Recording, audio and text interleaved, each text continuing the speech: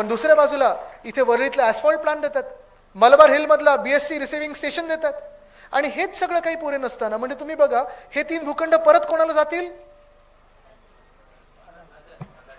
ते गब्बर सिंग सारखं ते झालंय. आणि तिसरी गोष्ट म्हणजे आता तुम्ही बघा, आज पत्रकार परिषद घेतली, इथे येण्याच्या आधी पत्रकार परिषद घेतलेली आहे. हाऊसिंग पॉलिसी या राज्याची एकनाथ शिंदेनी प्रस्तावित केलेली आहे, ड्राफ्ट हाऊसिंग पॉलिसी. त्या हाऊसिंग पॉलिसीमध्ये सगळ्यात भीतीदायक माहिती आहे काय? एकनाथ शिंदेच्या प्रमाणे आपले जे कोळीवाडे आहेत, कोळीवाडे सगळे घ्यायचे त्यांना, मग बधवर पार्कचं असेल कोलाब्यामध्ये, मग आपल्या वरळीतलं असेल, मग बँड्रा वेस्टमधलं असेल खारदांड्याचा, सायनमधलं असेल, धारावीतलं असेल, वर्सोवातलं असेल, अंधेरीतलं असेल, हे सगळे कोळीवाडे त्यांना घ्यायचे आहेत आणि त्यांना क्लस्टर डेव्हलपमेंटमध्ये टाकायचं आहे. क्लस्टर डेव्हलपमेंटमध्ये सुनीलजी कसं चालणार हे? तुम्ही मला सांगा. सचिन भाऊ, आपण देखील सरकारमध्ये अनेक वर्ष काम केलेलं आहे, पण हे क्लस्टर डेव्हलपमेंट म्हणजे माहिती आहे तुम्हाला काय होणार आहे? इथे मला आठवतं जेव्हा आपलं सरकार होतं तेव्हा कोणीतरी कुठून तरी वारे सुरू केले होते की आता कोळीवाडा SRA मध्ये जाणार. उद्धव साहेबांनी सांगितलं तर SRA तिथे नाही, कोळीवाड्यांना वेगळा डेव्हलपमेंट कंट्रोल रूल DCR वेगळा लागू करायला पाहिजे आणि कोळी बांधवांचाच ऐकून करायला पाहिजे. त्या अनुषंगाने मी 2-3 बैठका घेतल्या होत्या, पालकमंत्री असताना 2-3 बैठका घेतल्या होत्या. सीमांकन आपण करत होतो कोळीवाड्यांचं, पण हे सीमांकन हे आता थांबवलेलं आहे. सीमांकन थांबवलं, त्याच्यानंतर आता सांगतात क्लस्टर डेव्हलपमेंट. क्लस्टर डेव्हलपमेंट म्हणजे तुम्ही विचार करा, क्लस्टर डेव्हलपमेंट असं होणार की जे आत्ता एकरांवर कोळीवाडे बसलेले आहेत, बंगल्यांसारखीच आपली घरं आहेत, चांगली प्रशस्त घरं आहेत, काही लोकांनी वरती मजले बांधलेले आहेत, पण हे सगळं जे एकरांवर कोळीवाडे आहेत ते आता एकरांवरनं तुम्हाला तर मोजमाप त्याचं स्क्वेअर फुटात करायला लागणार. एक बिल्डिंग कुठेतरी कोळी बांधवांसाठी बांधणार, त्याच्यात सगळ्या कोळीवाड्यातले लोक ते एक बिल्डिंगमध्ये कोंबणार, 2 बिल्डिंगमध्ये कोंबणार, आणि बाकीची जी जागा आहे ती सबका मालिक एक. हे मान्य आहे तुम्हाला? आहे मान्य? आणि हे फक्त आपल्या वरळीसाठी नाहीये, हे महाराष्ट्रात जिथे जिथे 7 जिल्ह्यांमध्ये कोळीवाडे आहेत आणि कोळी बांधव आहेत, आणि गावठाणं असतील, मग ईस्ट इंडियन जी लोकांची गावठाणं असतील, आपले वेगळे वेगळे समाज जे गावठाणात राहतात, ह्या गावठाणातल्या लोकांसाठी क्लस्टर डेव्हलपमेंट म्हणजे SRAचं दुसरं गोंडच नाव हे क्लस्टर डेव्हलपमेंट आहे. कमीत कमी SRA मध्ये जास्ती स्क्वेअर फूट तरी मिळतं, वेगळ्या सोयी सुविधा मिळतात. पण इथे एवढी मोठी जागा असताना, कोळीवाडे असताना, माझं तर मत आहे, मी आज सांगितलेले पत्रकार परिषद घेऊन, की ज्या दिवशी आपलं सरकार येईल, ह्या नोव्हेंबरमध्ये जेव्हा आपलं सरकार बसेल, तेव्हा पहिल्या 100 दिवसाचा प्रोग्राम नाही, पहिल्या 3 महिन्याचा प्रोग्राम नाही, पहिल्या महिन्याचा प्रोग्राम नाही ना आठवड्याचा प्रोग्राम, पहिल्या 24 तासात ह्या ड्राफ्ट हाऊसिंग पॉलिसीची आम्ही होळी केल्याशिवाय राहणार नाही. तर ही ड्राफ्ट हाऊसिंग पॉलिसी जी आहे, ही ड्राफ्ट हाऊसिंग पॉलिसी ना सरकारने बनवली, ना कुठच्या अधिकाऱ्यांनी बोलवली, ना माझ्या स्थानिक मुंबईकरांनी बनवलेली आहे. ही 1 किंवा 2 त्यांच्या आवडत्या बिल्डरनी ड्राफ्ट हाऊसिंग पॉलिसी बनवलेली आहे. हाऊसिंग पॉलिसी कशी असायला लागते? लोकांचं ऐकायला लागतं, जनतेचं ऐकायला लागतं. आपल्या वरळीमध्ये पहा ना, 25 वर्ष जो प्रकल्प रखडलेला होता BDDचा, तो मार्गी लावला आपण. लावल्यानंतर त्या दिवशी नुसतं भूमिपूजन नाही, तर मला आठवतं 2 की 3 ऑगस्टला मी स्वतः पाहणीला आलो होतो. आपण होतो, सचिन भाऊ तुम्ही होतात, सुनील भाऊ तुम्ही होतात, आपण सगळे होतो आशीजी. आणि नंतर प्रत्येक महिन्यात आपण काम कसं चाललंय हे बघायला आलो. ठीक आहे, आता म्हाडानी परत काहीतरी निवडणुकीच्या तोंडावर एकनाथ शिंदेच्या आदेशावर लॉटरीमध्ये घोळ घातलेला आहे. ते काय मी त्यांना सतत सांगतोय की तुम्ही लोकप्रतिनिधींना विश्वासात घ्या, जनतेला विश्वासात घ्या. चला आम्हाला बाजूला ठेवायचं ना राजकारण म्हणून, अरविंदजी आपल्याला बाजूला ठेवले, पण म्हाडानी कमीत कमी तिकडच्या स्थानिकांशी बोलायला तर पाहिजे, बिल्डिंगशी बोलायला तर पाहिजे, काय करतोय मी ह्याच्यावर तर बोलायला पाहिजे. आज मुद्दा असा झालेला आहे, मध्ये पण हा प्रॉब्लेम झाला होता की शेजारच्या मध्ये वाद निर्माण झालेला. आणि हे आपण जे BDDचा प्रकल्प करत होतो, मग BDD वरळी असेल, BDD नामजोशी असेल, BDD वडाळा असेल, साधारणपणे 15,000 परिवारांना आपण त्यांच्या स्वप्नाची घरं, हक्काची घरं, मालकीची घरं दिली. ह्याचा मला अभिमान आहे. तो प्रोजेक्ट आपण सुरू केला होता आणि चाव्या देखील आपणच देणार. फेज 2 असेल, फेज 3 असेल, पूर्ण आपण करणार. जी गती आपण दिली होती, म्हणजे मला आठवतं मी आत्ताच कोणातरी सांगत होतो, मध्यंतरी मी एका बिल्डिंगला बघायला गेलो होतो, ती टॉवर कसा होता पाहिला. जो टॉवर पूर्ण होता तो 2024 मध्ये होणार, आणि जो जुना टॉवर होता तो 1924 मध्ये बांधला होता. म्हणजे 100 वर्षाचं अंतर होतं आपल्यामध्ये, आणि आपण तिथे उभे होतो. पण BDDचं आपण पाहिलं तर 500 स्क्वेअर फुटाची घरं ह्या मुंबईमध्ये, मूळ मुंबईकरांना, तुम्हाला जे पिढ्यानपिढ्या इथे राहत आहोत, आपण 160 मधून 500 स्क्वेअर फुटामध्ये जातोय. हे एका व्यक्तीमुळे झालं, ते उद्धव बाळासाहेब ठाकरे आहे त्याच्यात सोबत. अर्थात त्याच्यात सोबत आता मी घेतो, सोबत आहे आपले सगळे पदाधिकारी आहेत, स्थानिक शिवसैनिक होते, BDDच्या समित्या होत्या, सगळ्या पक्षांच्या समित्या होत्या. पण आपण तो प्रोजेक्ट मार्गी लावला. अनेक स्लमचे प्रोजेक्ट जे वर्षानुवर्ष रखडलेले होते आणि ते त्याच्यात पडल्यानंतर कळतं की आम्ही आमदार म्हणून तसं काही करू शकत नाही, पण आपलं जोर लावायला लागतो, थोडी जबरदस्ती करायला लागते, बिल्डरना थोडं धाक दाखवायला लागतो. हे सगळं केल्यानंतर तुमची जी ताकद आहे ती दिसल्यानंतर आपण पाहतोय अरविंद सावंत साहेब गेल्या 2 ते 3 वर्षामध्ये अनेक प्रकल्प जे वर्षानुवर्ष रखडलेले होते ते सचिन भाऊ असतील, सुनील भाऊ असतील, दोघांच्या गायडन्सनी, आशिषजी सहकार्याने आपण ते प्रोजेक्ट देखील मार्गी लावलेले आहेत आणि त्या स्लम रिहॅबमध्ये पण लवकरात लवकर पुढच्या 2 ते 3 वर्षात आपण घरं देऊ शकू अशा ते मार्गी आपण लावलेले आहेत कामं. अनेक कामं जीके मार्गचा प्रश्न आहे, सगळे येत आहेत, भेटतात, आपण आता प्लॅनिंग चालू केले, सर्वे चालू केलेला आहे. कोळीवाड्याचा जो प्रश्न आहे तो माझा शब्द आहे आणि नुसतं वरळीच्या कोळीवाड्याला नाही तर सगळ्या कोळीवाड्यांना की आपल्याला त्यांना जसं डेव्हलपमेंट पाहिजे, सेल्फ रिडेव्हलपमेंट असेल किंवा जशी घरं आहेत तशीच घरं पक्की करून ज्या सोयी सुविधा आहेत, मत्स्य जे आपला व्यवसाय आहे तो बंद न करता आपल्याला ते आपल्या पक्क घरं कशी मिळतील ह्याच्यावर आपण विचार करणं गरजेचं आहे. आणि विचार काही आम्ही नाही करू शकत फक्त एकटे, राजकीय लोकांच्या हातात सगळा काही विचार द्यायचा नसतो, नाहीतर जे आता झालं तर तसं होतं. आपल्याला स्थानिक तिकडचे जे स्टेक होल्डर्स आहेत, मग तिकडचे रहिवासी असतील, त्याच्यातले काही एक्सपर्ट्स असतील, जागतिक जे एक्सपर्ट्स असतील, ग्लोबल एक्सपर्ट्स असतील, जगात काही चांगलं झालंय तो मार्ग दाखवण्यासाठी आपल्याला ह्या सगळ्यांना एकत्र करणं गरजेचं असतं. पण आपण पाहतोय या महाराष्ट्रामध्ये असेल, मुंबईमध्ये असेल, कुठचंही काम, कुठचाही त्रास, कुठचाही प्रॉब्लेम, कुठचाही इश्यू, कुठचाही विषय सोडवण्याकडे लक्ष नाही. आज जे लक्ष या मिंदे सरकारचं आहे, आज जे लक्ष या भाजपचं आहे ते एकाच गोष्टीवर आहे की प्रत्येक गोष्टीमधून पैसे कसे मिळणार. मग कुठेतरी गोंधळ घाला, जो प्रोजेक्ट चालू झाला त्याच्यात काम रखडवा, कुठेतरी एसआरची बिल्डिंग होते त्याच्यात जाऊन काहीतरी मागा, कुठेतरी रस्त्याचं काम चालू आहे स्वतःच्या कॉन्ट्रॅक्टरला कसं मिळेल बघा. मागच्या वर्षीचा मुंबईचा घोटाळा बघा रस्त्यांचा आणि ह्या वर्षीचा रस्त्यांचा घोटाळा बघा. आपल्याला आठवत असेल मागच्या वर्षी देखील मी सांगत होतो की मुंबईमध्ये 6080 कोटीचा घोटाळा झालेला आहे आणि मी तो लोकांसमोर आणल्यानंतर त्यांना 1000 कोटी त्याच्यात कमी करायला लागले, म्हणजे मुंबईचे 1000 कोटी आपण सगळ्यांनी मिळून वाचवलेले आहेत. त्यावेळी देखील मी प्रधानमंत्री महोदयांना विनंती करत होतो, जाहीर विनंती केली होती की प्रधानमंत्री महोदय तुम्हाला एका घोटाळ्याचं उद्घाटन करायला बोलवत आहेत, भूमिपूजन करायला बोलवत आहेत, कृपा करा आणि येऊ नका. पण ते आले आणि आल्यानंतर त्यांनी नारळ फोडला. आज चॅलेंज येतो, मागच्या वर्षीच्या रस्त्याची कामं असतील किंवा ह्या वर्षाची रस्त्याची कामं असतील, एक तरी रस्ता ह्या मुंबईत ह्या 2 वर्षात पूर्ण झालेला दाखवा, एक तरी दाखवा. कॉन्क्रिटीकरणचं पूर्ण पॅच झालेलं दाखवा. कधी कॉन्क्रिटीकरण झालं की कोणाला अजून काहीतरी आठवतं की अरे ह्याच्या खालती आम्हाला लाईन टाकायची होती, वायर टाकायचे होते, पाईप टाकायचा होता. पण हा सगळा जो गलथानपणा चालू आहे मुंबईमध्ये आणि महाराष्ट्रामध्ये तो एकाच व्यक्तीमुळे चालू आहे, त्यांचं नाव एकनाथ शिंदे. खोके सरकार.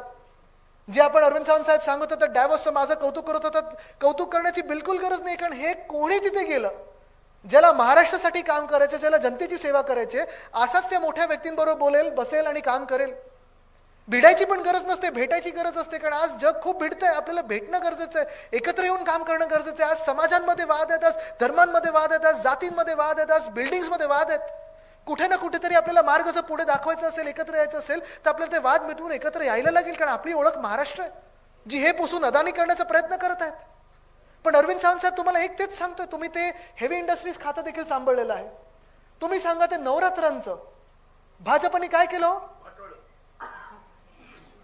सगळं विकलेलं आहे, एकामागोमाग एक विकत चाललेले आहेत. बरं विकल्यानंतर काही चांगलं निघतंय का, तेही नाहीये. जसं आज आपण पाहतोय सगळ्यांना आपल्याला वाटतंय की अरे नवरत्न तर गेले, महाराष्ट्रामध्ये गेल्या 2 वर्षात तुम्ही मला सांगा एका तरी नव्या रोजगाराची संधी उपलब्ध झाली का, झाली? इथे मंचावर माझ्या आजूबाजूला अर्धे BKS आणि SLS चे लोक बसले. तुम्ही मला सांगा, जसं तुम्ही 10 वर्षापूर्वी 15 वर्षापूर्वी किंवा आपल्या 2.5 वर्षाच्या काळात देखील लोकांना सांगू शकत होतात अरे ह्या जॉब ऑपॉर्च्युनिटी येतात, तुम्ही मला सांगा या 2 वर्षामध्ये एक तरी इंटरव्ह्यू तुम्ही कुठे लावू शकला आहेत का, जॉब इंटरव्ह्यू? कारण नोकऱ्याच उपलब्ध नाही होतात. आपल्या राज्यात कोणाला यायचंच नाही उद्योगपत्यांना. मला आठवतं जेव्हा आपली बैठक झाली होती, जेव्हा उद्धव साहेबांचं सरकार आलं, महाविकास आघाडीचं सरकार आलं, तेव्हा उद्धव साहेबांनी एक बैठक बोलली. त्याच्यात अगदी रतन टाटा साहेब असतील, मुकेश अंबानी साहेब असतील, सगळे उद्योगपती आले आणि त्यांनी सांगितलं होतं की ह्या राज्याच्या पुढे नेण्याची जबाबदारी आता आमची, उद्योगपती म्हणून आम्ही घेत आहोत आणि तसं आपण करून दाखवलं. जागतिक काही ग्लोबल ऑन्टरप्रेन्योर्स होते, डॅव्होसला देखील आपण वेगळ्या वेगळ्या लोकांशी बोललो. 6.5 लाख कोटीची गुंतवणूक आपल्या राज्यामध्ये आणली आणि ती गुंतवणूक मध्यंतरी जेव्हा हे आत्ताचे उद्योग मंत्री, त्यांचे उद्योग मला काही माहित नाही, पण डांबर गायब होत असतं त्यांच्या जिल्ह्यामधून. माहिती आहे का कोण? अच्छा, डांबरवर कळलं की काय तुम्हाला, की खात्यावर कळलं? त्यांनी मला चॅलेंज दिलं, आदित्य खोटं बोलतोय. आदित्यनी सांगितलं ते खोटं आहे, महाविकास आघाडीच्या काळात काहीच नव्हतं आलं. एका न्यूजपेपरने, एका वृत्तपत्राने दाखवलं की 95% जे आपण MOU सही केले होते त्याचं कन्व्हर्जन झालं आणि तिथे काम चालू आहे. म्हणजे जी काही रोजगाराची संधी उपलब्ध होईल ती आपल्या वेळेची होईल. पण गेल्या 2 वर्षामध्ये आपण पाहतोय एकाही उद्योगपतीला, हे मुख्यमंत्री आणि 2 DCM, कुठचाही माणूस विश्वासू वाटत नाही. 1 रुपयाची गुंतवणूक आपल्या राज्यात येऊ शकत नाही, कारण विश्वासच नाही आणि पॉलिटिकल स्थिरता नाही आहे, राजकीय स्थिरता नाही. आज अस्थिरता जी निर्माण झालेली आहे, आज गुंडगर्दी जी झालेली आहे, कोण कोणालाही मारतंय, APवर काय हमला होतोय, PIवर कधी हमला होतो, पोलिसांवर काय लाठीचार्ज होतो, कधी वारकऱ्यांवर लाठीचार्ज होतो, कधी जरांगे पाटील साहेबांवर लाठीचार्ज होतो. पण त्या लाठीचार्जच्या मागे जनरल डायर कोण हे कोणालाच अजून कळलं नाहीये. एकनाथ शिंदेंनी आदेश दिले होते की देवेंद्र फडणवीसांनी आदेश दिले होते, कोणालाच माहिती नाही. मुख्यमंत्र्यांच्या आदेशाशिवाय असा लाठीचार्ज होऊ शकतच नाही. पण आज नोकऱ्यांच्या संध्या आहेत कुठे? आज आपण सगळं काही मागत आहोत, आपल्या न्याय हक्कांसाठी लढत आहोत, आंदोलनं करत आहोत, रस्त्यावर उतरत आहोत. पण आज आपण पाहतोय ते फिक्स्ड टर्म एम्प्लॉयमेंटचं भूत जे आणलेलं आहे किंवा कॉन्ट्रॅक्ट लेबरचं भूत जे आणलेलं आहे, ते ज्या आहेत त्या नोकऱ्या त्या जात आहेत. ह्यांच्या भ्रष्टाचारामुळे जे आहेत उद्योग ते गुजरातला पाठवले जात आहेत, त्यांच्या राजकारणामुळे जे उद्योग आहेत ते गुजरातला पाठवले जात आहेत. आणि दुसऱ्या बाजूला जर नवे उद्योग आपल्याला आणायचे असतील, नवे रोजगाराच्या संधी उपलब्ध करायचे असतील, तरी आज आपण पाहतोय कोणालाही महाराष्ट्रात यायचं नाही. आणि हे चित्र आपल्याला बदलायलाच लागेल. स्पर्धा परीक्षा आपल्याला माहिती आहे शिंदेजी, म्हणजे आपण, नाही तर धनंजयजी, आपल्याला माहिती आहे आपण जे मेहनत करत आहात, आपण सगळे जे मेहनत करत आहोत स्पर्धा परीक्षेसाठी. आपल्याला माहिती आहे साईनाथ, तुम्हाला पण माहिती आहे, जे पुण्यामध्ये आंदोलन झालं, मागच्या वर्षी पण झालं, या वर्षी पण झालं. फरक काय त्याच्यात? म्हणजे प्रत्येक वर्षी जर MPSC साठी असेल किंवा कुठच्या दुसऱ्या स्पर्धा परीक्षा असतील ज्या सरकारी आहेत, शासनामध्ये नोकरीसाठी परीक्षा असतील, खूप मोठ्या एका ह्यांनी ITत येऊन मंत्री महोदय येऊन जाहीर करतात की आम्ही एवढे 1000 नोकरी आता जाहीर करत होतो, आम्ही शासनामध्ये एवढ्या लोकांना घेऊ. पोलीस भरती 17,500 पदं होती, 18 लाख इथे तरुण आले होते. कोणी डबल ग्रॅज्युएट होतं, कोणी MCOM होतं, कोणी BCOM होतं, कोणी LLM केलं होतं. किती नोकऱ्या मिळाल्या? अजून पुढे काय कुठे अहवाल काहीच नाही आलं. तलाठी भरती असेल, कितीतरी नोकऱ्या असतील, प्रत्येक वर्ष यांना आंदोलन करायला लागतं. पुढे यांचं काय होतं हे कोणालाच माहिती नाही. तसंच जर आपण पाहिलं गेलं तर प्रायव्हेट क्षेत्रामध्ये काही नाही. आज जे आपण हक्कांसाठी लढत आहोत, कदाचित आरक्षणासाठी लढत आहोत, सगळ्या न्याय हक्कांसाठी लढत आहोत, ह्याचा पुढचा टप्पा असतो तो म्हणजे नोकऱ्या, रोजगार. पण आपलं सरकार बसले रोजगार.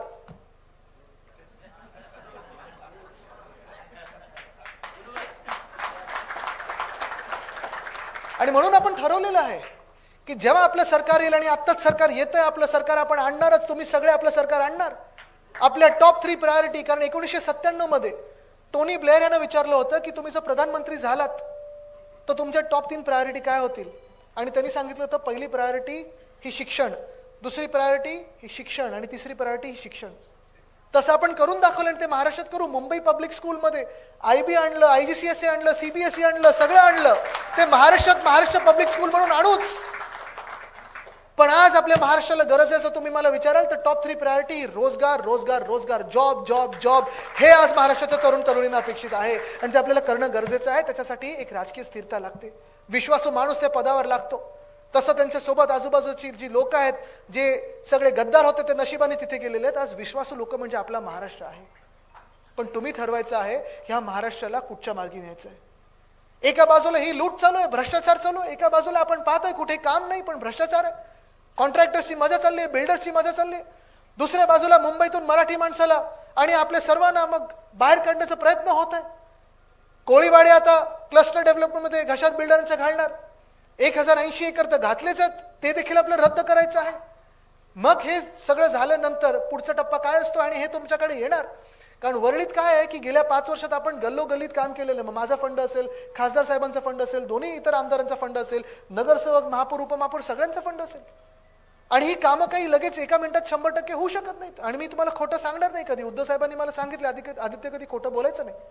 पण हे सगळं होत असताना आपण वरळी A+ करत असताना मग BDTचा प्रश्न असेल, स्लमचा प्रश्न असेल, आपल्या चाळींचा इतर प्रश्न असेल, कोळीवाड्याचा प्रश्न असेल, हायराईज सोसायटीचा प्रश्न असेल, चांगले रस्ते असतील, डिस्पेन्सरी असेल, हे सगळं होत असताना कोविडचा काळ जो आपण पाहिला होता, मी अभिमानाने तुम्हाला सांगू शकतो आणि तुम्ही देखील कोणालाही सांगू शकाल की या देशामध्ये जर पहिलं मोबाईल कोविड सेंटर कुठे उभारलं गेलं असेल आणि ते पहिलं आणि नेहमीच स्टॉपला राहिलेलं ते आपलं वरळी NSCI डोमला उभं केलं होतं. एक सरकारी पैसा न वापरता CSR. मी तेव्हा काही फोन केले, इकडे तिकडे सगळ्यांनी मदत केली. आज सगळीची नेते मंडळी माझ्या बाजूला बसले, त्यांनी मदत केली. डॉक्टर लाकडावाला तेव्हा आले आणि मग मुंबईभरातून कोणी रात्री अपरात्री फोन केलं तरी मला फोन याचा, आदित्य आमच्याकडे बेड आता उपलब्ध होतं पण वरळीत मिळेल का?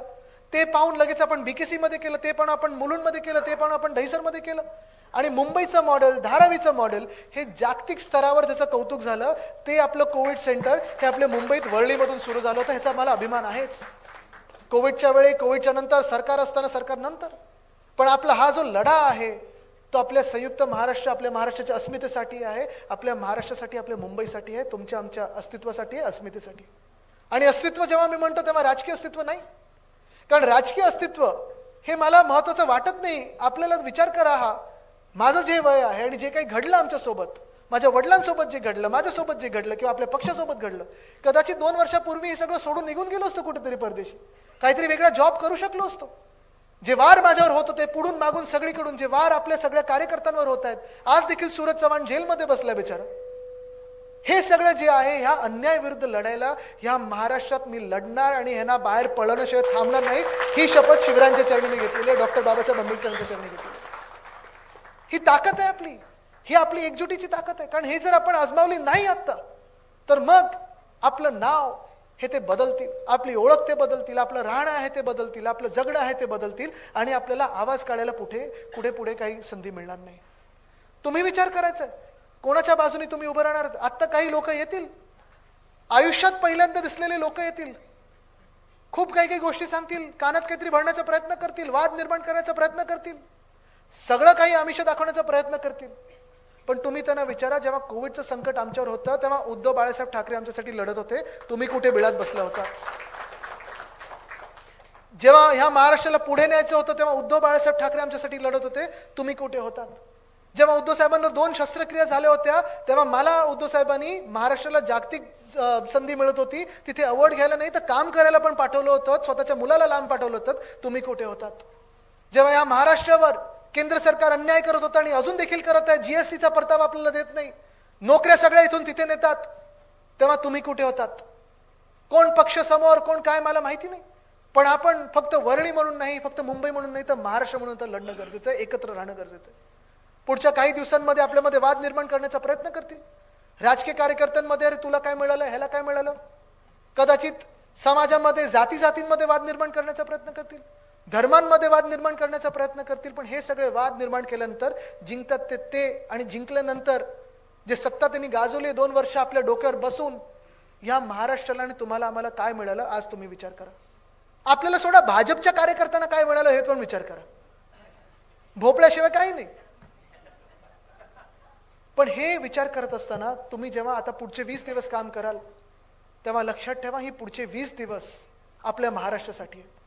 पुढचे 20 दिवस, 20 नाही आता किती दिवस, सॉरी, नाहीतर 20-22, नाहीतर 20 दिवस झाले की आपण बंद करून टाकू काम मतदानाच्या. पण पुढचे दिवस तुमचं प्रत्येक मत हे महाराष्ट्रासाठी असेल. आज आपण लढत आहोत ते पुन्हा एकदा राक्षसासमोर लढत आहोत. आज आपण लढत आहोत ते आपल्या महाराष्ट्रासाठी लढत आहोत, आपल्या स्वाभिमानासाठी लढत आहोत. कदाचित तुम्हाला वाटत असेल इथे 50% महिला आलेल्या आहेत आणि महिलांची ताकद नेहमी शिवसेनेसोबत राहिलेली. कदाचित तुम्हाला वाटत असेल की 1500 रुपयावर तुमचं भागून निघणार आहे. काही लोकांना मिळतात, काही लोकांना मला वाटतं स्कीम काही ठिकाणी बंद पण झाली. नाही ते जाऊ दे, मी आज महिलांना जादू करून दाखवणार आहे. आज शेवटचा आज मुद्दा घेतो, कारण पलीकडे व्हीनसमध्ये पण जायचंय, मग अजून 2-3 बैठक आहेत. जादू करून दाखवतो. डोळे बंद करा. केले? आता तुम्ही बघा, भाजपा जी 15 लाखापर्यंत बोलत होती 10 वर्षापूर्वी, आता डोळे उघडा, किती मिळाले हातात, किती शून्य कापले. म्हणजे 10 वर्षापूर्वी जे 15 लाखापर्यंत पद्धत बोलत होते आज 1500 द्यायला निघालेले आहेत. आणि पुढे तुम्हाला सांगतो, जर चुकून यांचं सरकार बसलं तर हे 150 रुपये 150 रुपये हातात द्यायला यांच्यात लाज काही राहणार नाही. कारण शेतकऱ्यांना नुकसान भरपाई म्हणून 60 आणि 25 रुपयाचे चेक देतात. हे निर्लज्ज लोक आहेत, हे कोणाचे नाहीत, हे निर्दयी लोक आहेत. मी आज तुम्हाला सांगत आहे, महिलांना फक्त 1500 नाही तर वाढीव आपण देऊ, पण सुरक्षित महिला आपण देऊ, हे आपलं धोरण राहणार आहे. पण एका बाजूला आपल्याला वाटतं 50 रुपये टोलचे माफ, आम्हाला 1500 रुपये, हे सगळं करत असताना अदानीला 1 लाख कोटीचा फायदा होणार आहे. त्यांचा फायदा होऊ दे, मला काही त्याच्यात अडचण नाही. जगातले सर्वात मोठे श्रीमंत, अजून काही लावायचं लावा, व्हा, नक्की व्हा.